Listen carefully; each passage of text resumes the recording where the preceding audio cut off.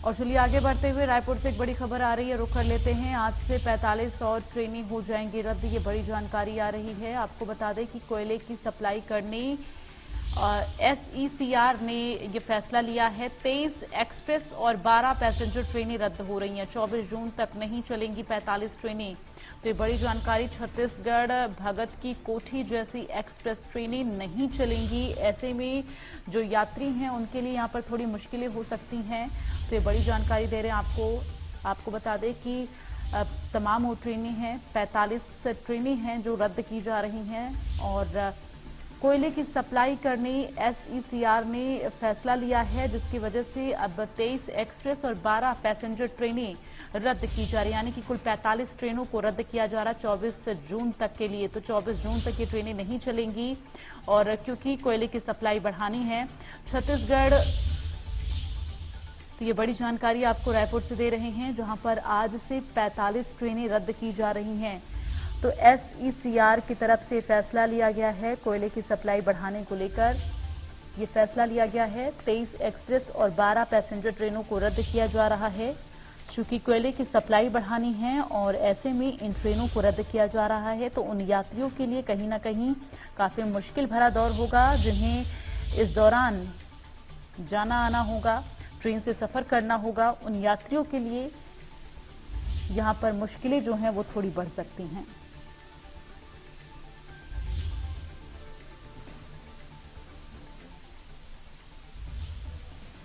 ज्यादा बातचीत के लिए हमारे साथ फिरोज सिद्दीकी, कांग्रेस प्रवक्ता, बातचीत के लिए जुड़ रहे हैं। बहुत बहुत स्वागत है आपका फिरोज सिद्दीकी जी।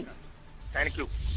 फिरोज सिद्दीकी जी, जिस तरह से ये 45 ट्रेनें रद्द की जा रही हैं 24 जून तक के लिए, चूंकि कोयले की सप्लाई जो है वो बढ़ानी है, ये कहा गया है, ये कारण है, और SECR ने ये फैसला लिया है। किस तरह से इस फैसले को आप देखते हैं? देखिए, पहली बात तो ये है कि जैसे कि शादियों के सीजन चल रहे हैं, वेकेशंस चल रहे हैं और समर हॉलीडेज चल रहे हैं, इससे जो यात्रियों को और आम जनता को इससे भारी तकलीफ पेश आने वाली है। पहले भी 653 ट्रेनें रद्द कर दी थी कोयले की ढुलाई को लेके, अब 45 ट्रेनें और रद्द कर दी। तो इससे जो है लोगों में जो है बहुत असंतोष है और बहुत परेशानी का सामना लोगों को करना पड़ रहा है। पहले ही 2 साल से कोरोना के कारण लोग आवाजाही लोगों की पूरी तरह ठप थी, और इस बार बिना कोरोना के रेलवे के कारण आवाजाही ठप हो गई। मैं सवाल करता हूं मोदी सरकार से कि ये समय रहते कोयले की व्यवस्था क्यों नहीं की गई, और जिन लोगों ने ये प्रशासनिक गलतियां की हैं, लापरवाही की है, उनके खिलाफ अभी तक कार्रवाई क्यों नहीं की गई, सरकार ने इसके ऊपर जांच क्यों नहीं बिठाई।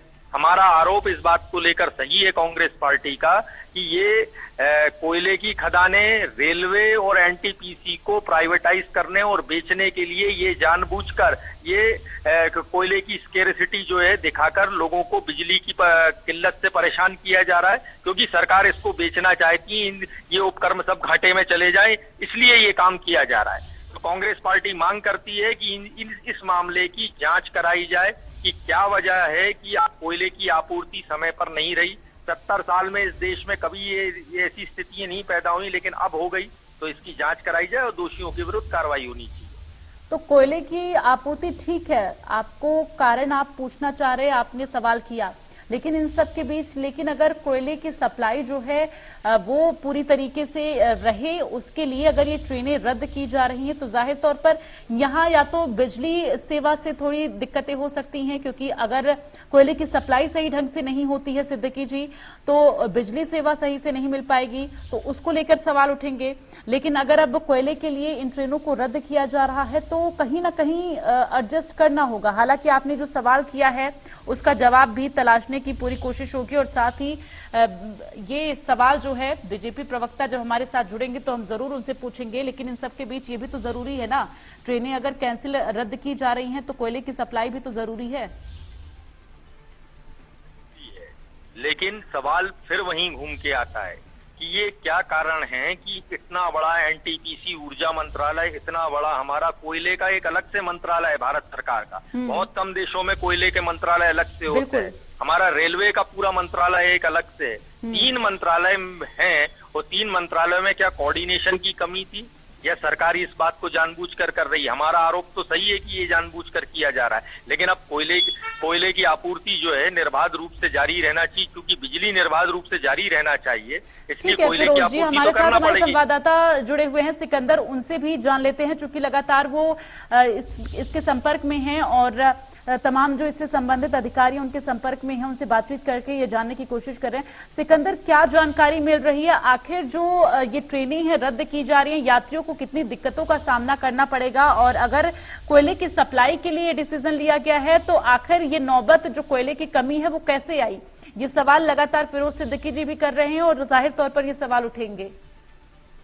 देखिए दीपिका जी, अगर आपको बता दूं कि सबसे पहले जिस तरह से एफसीसीआर ने जो फैसले लिए हैं 45 ट्रेनों को बंद करने के लिए, क्योंकि कोयले की आपूर्ति नहीं हो पा रही है और कोयले की आपूर्ति देश में कहीं ना कहीं बहुत जरूरी भी है, क्योंकि बिजली सप्लाई जैसे मुद्दे हैं देश के लिए, तो कहीं ना कहीं कोयले की आपूर्ति देश के लिए बहुत आवश्यकता है। लेकिन अगर बात किया जाए लोगों की जरूरतों की चीजों के लिए, क्योंकि शादी का समय चल रहा है, समर वेकेशन चल रहा है, तो कहीं ना कहीं लोगों को गर्मी का समय है और जो सीजन है ये शादी का सीजन है, समर वेकेशन का सीजन है, तो कहीं ना कहीं आम जनता को भारी परेशानी हो सकती है। क्योंकि छत्तीसगढ़ से जिस तरह से अगर बात की जाए 45 ट्रेनें जो है उसको रद्द कर दिया गया है और आज से रद्द हुई है, जिसमें से 23 एक्सप्रेस ट्रेनें, जो बड़ी ट्रेनें होती है एक्सप्रेस ट्रेनें, 23 एक्सप्रेस ट्रेनें और 12 पैसेंजर ट्रेन। अगर पैसेंजर ट्रेनों की बात करूं तो आम जनता, गरीब तबके के लोग, जो मिडिल क्लास के लोग हैं, वो कहीं ना कहीं पैसेंजर ट्रेनों में सफर करते हैं और पैसेंजर ट्रेनों को भी रद्द किया गया है और 23 एक्सप्रेस ट्रेनों को भी यहाँ पर रद्द किया गया है।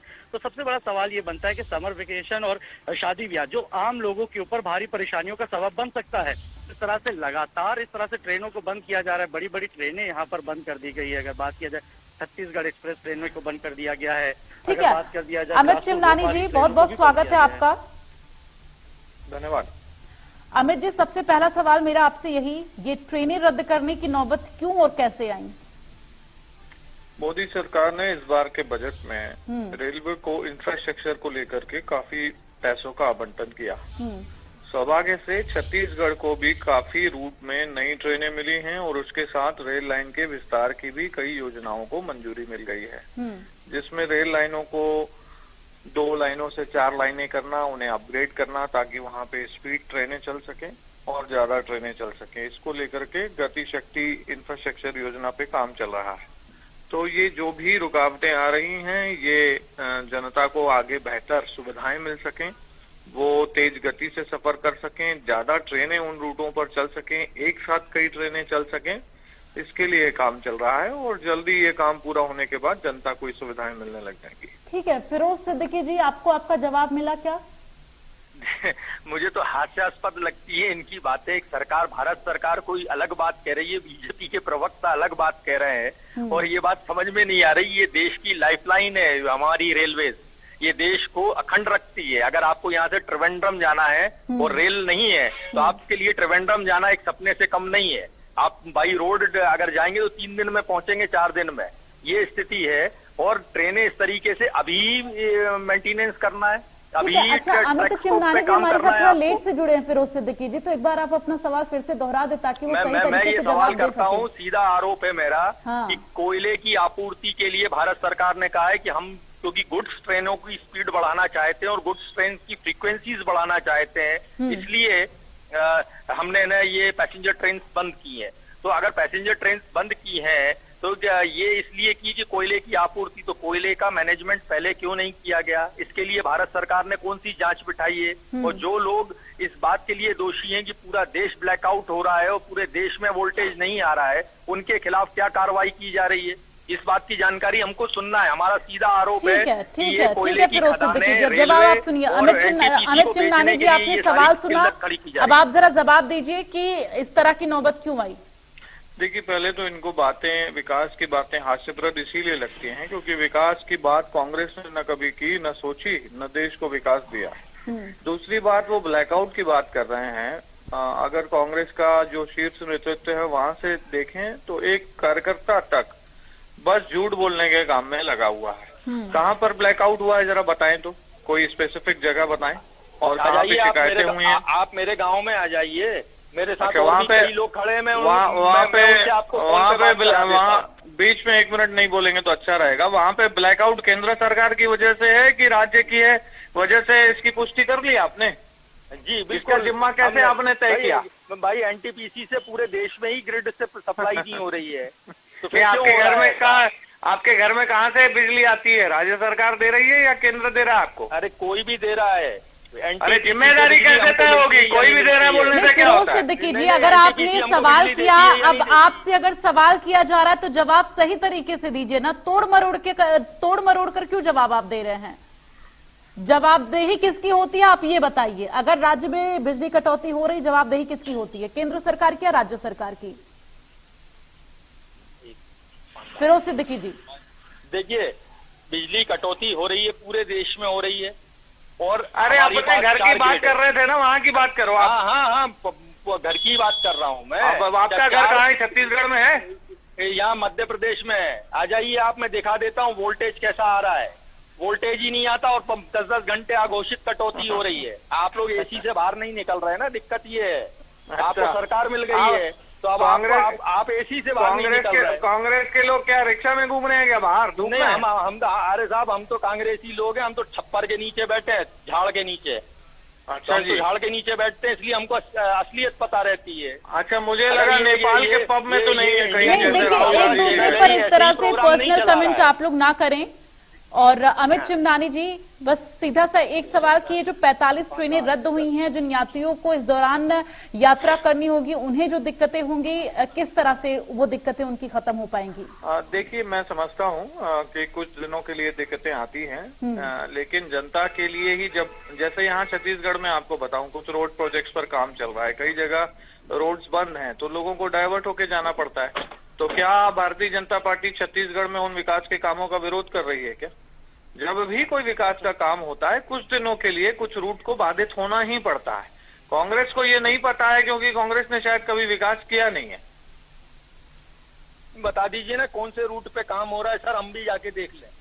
पहले आप दीप्ति जी को भी नहीं पता है, तो वो भी उनका भी रिपोर्टर जाके देखे आएगा। 28 से ज्यादा रूट है, हो गई 28 से ज्यादा रूट है। थोड़ा सा बजट वगैरह देख लेना, फरवरी में जो बजट प्रस्तुत हुआ उसी में बता दिए थे। देखिए फिरोज सिद्दीकी जी, जब अमित चिमनानी जी शुरुआत में जुड़े तभी इस बात का उन्होंने जिक्र किया है कि किन रूटों पर काम हो रहा है और जब बजट पेश हो रहा था और किन का ब्यौरा बजट में दिया गया था। इस बात का जिक्र उन्होंने शुरुआत में ही किया था, जब आपने गौर नहीं किया, जिसको लेकर अभी आप सवाल कर रहे हैं। और आपने ये भी कहा कि दीप्ति जी को नहीं पता है, लेकिन शुरुआत में उन्होंने बोला था। फिलहाल तमाम जानकारी के लिए, तमाम बातचीत के लिए आप दोनों लोगों का बहुत बहुत धन्यवाद, और सिकंदर आपका भी बहुत बहुत धन्यवाद। मध्य प्रदेश, छत्तीसगढ़ की हर खबर सीधे आपके मोबाइल फोन पर। अभी सब्सक्राइब करें हमारा चैनल और पाएं पल पल की खबर।